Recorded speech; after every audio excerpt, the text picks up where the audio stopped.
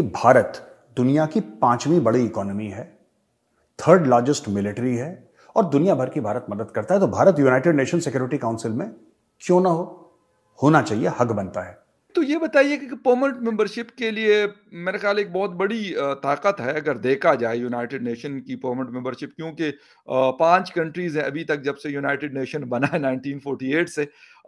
India try कर रहा है कि शायद उनको भी मिले, किस तरह मिलता है नहीं मिलता, लेकिन पाकिस्तान ने काफी अपने कंसर्न शो किए। एक तो थोड़ा जब इतने मुल्क चाह रहे हैं तो यूके अकेला कुछ नहीं कर सकता है। देखिए यूके ऑलरेडी डेवलप था, इंडिया ने अपने आप को डेवलप किया है। इंडिया आगे रोज ब रोज बढ़ रहा है। अब दुनिया देखती है कि रोज क्या नया से नया आ रहा है, तो इस चीज में इंडिया इस वजह से उनको एक टच मिला हुआ है। इजराइल दुनिया पर राज कर रहा, आज इंडिया दुनिया पर राज कर रहा, आज यूरोप राज कर रहा, अमेरिका राज कर रहा। मुसलमानों का सवाल देखते हैं हम, मुसलमानों का सवाल का क्या वजूहत है? क्या हम दुनियावी एजुकेशन टेक्नोलॉजी पर सरफ हासिल करना सही बात होगा? 5 मेंबर हैं इसके परमानेंट। अब 4 तो भारत के पक्ष में हैं, चाइना इसको अड़ंगा डालता है इन चीजों। तो जब तक ये पांचों हां नहीं बोलेंगे तब तक ये मामला आगे नहीं बढ़ेगा। तो टोनी ब्लेयर का यही कहना है कि यार, हाउ कैन यू से नो टू इंडिया। मैं तो ये कहती हूँ कि ये जो वेलकम हुआ है मोदी साहब का अमेरिका के अंदर, दैट इज़ अनबिलीवेबल।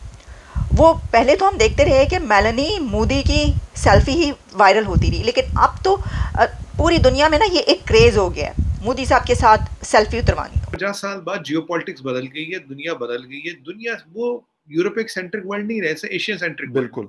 अगर आप आज देखिए आबादी कहाँ है दुनिया के, 40-50% दुनिया का फॉरेन एक्सचेंज का, दुनिया की इंडस्ट्री का, दुनिया। हाउ कैन यू से आप, इट्स एब्सर्ड। ये तो बड़ी अजीबोगरीब सी बात है यार, ये अजीबोगरीब बात है कि इंडिया उसका मेंबर नहीं है। कि इंडिया रोज रोज अपने एक्सपेरिमेंट कुछ ना कुछ कर रहा है, आईटी में कर रहा है, कुछ गाड़ियों में कर रहा है, कुछ इंफ्रास्ट्रक्चर में कर रहा है, कुछ उनका जो है डेवलपमेंट का वो बड़ा तगड़ा है।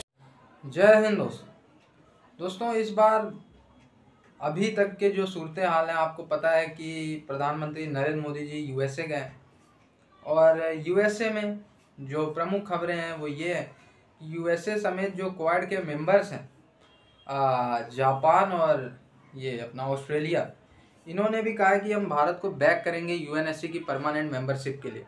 भाई भारत के पास क्या नहीं है, दुनिया की तीसरी सबसे बड़ी मिलिट्री है, ठीक है, भारत चौथी बड़ी आर्थिक सुपर पावर है, सबसे बड़ी पॉपुलेशन है।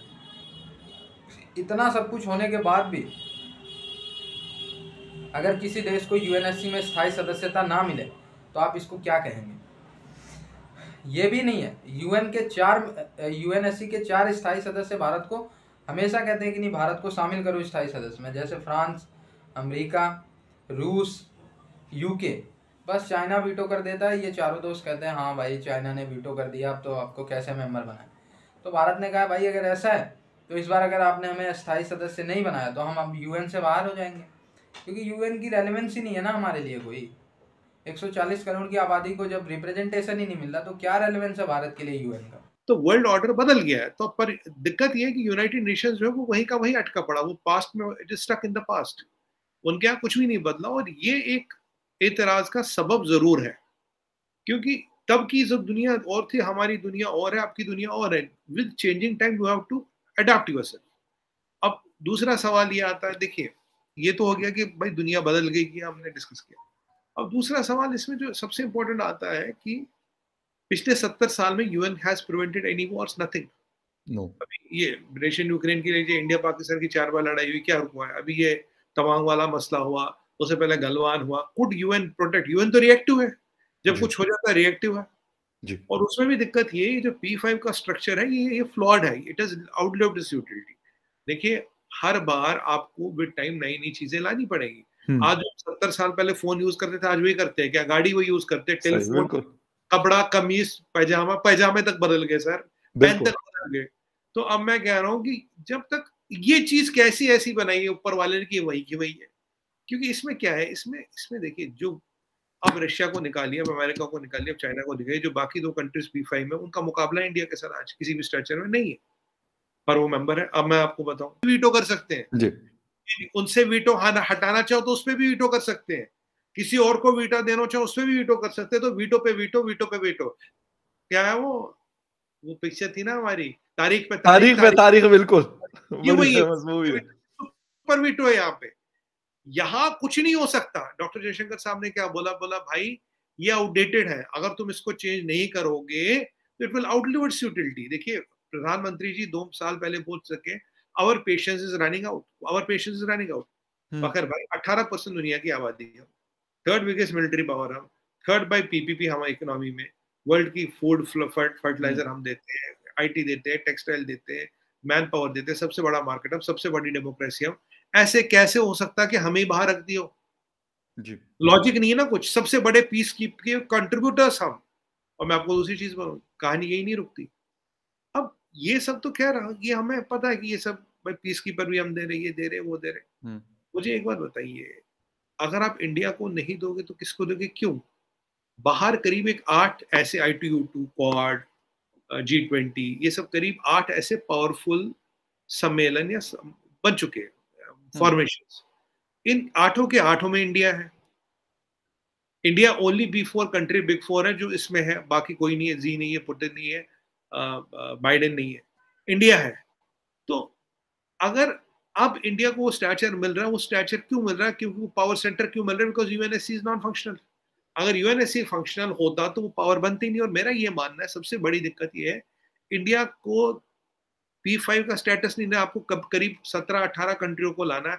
P5 में करीब करीब 20 कंट्री होनी चाहिए। आज आपके पास ब्राजील होना चाहिए, मैक्सिको होना चाहिए, यहाँ इजिप्ट होना चाहिए, यहाँ इंडिया होना चाहिए। तो ऐसे कर करके करीब आपको हर कंटिनेंट से रिप्रेजेंटेशन देनी पड़ेगी।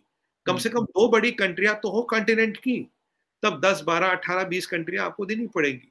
और P5 should go by majority vote. अगर इस सीट अब इंडिया डिजर्व करता है, क्योंकि अमेरिका और चाइना के बाद इंडिया दुनिया का तीसरा पावरफुल मुल्क बनकर सामने आई है कि यूनाइटेड नेशन सिक्योरिटी काउंसिल के एक्स प्रेसिडेंट का कहना है कि यूके को अपनी परमानेंट सीट छोड़ देनी चाहिए यूनाइटेड नेशन सिक्योरिटी काउंसिल की, और ये जो ओहदा है ये अब इंडिया डिजर्व करता है।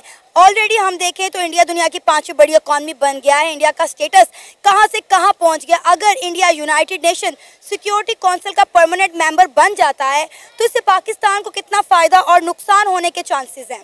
देखिए, पाकिस्तान को फ़ायदा होगा या नुकसान होगा ये तो जब बनेंगे तब पता चलेगा। अब मेन मुद्दा ये है कि उनको बनाया क्यों जा रहा है, उसकी रीज़न क्या है। मेन रीज़न ये है, देखिए यूके जब ऑलरेडी बहुत ज़्यादा डेवलप है, इंडिया अपने आप को बनाने की कोशिश कर रहा था, बनाया है उसने। बहुत ज़्यादा इस तरह के काम किए हैं जो कोई भी यूरोप कंट्री नहीं कर सका। जैसे कि मीन्स है कि उनकी गाड़ियाँ इतनी ज़्यादा बनना शुरू हो गई हैं, उनका ट्रांसपोर्ट का जो इंफ्रास्ट्रक्चर है वो बड़ा तगड़ा हो गया है।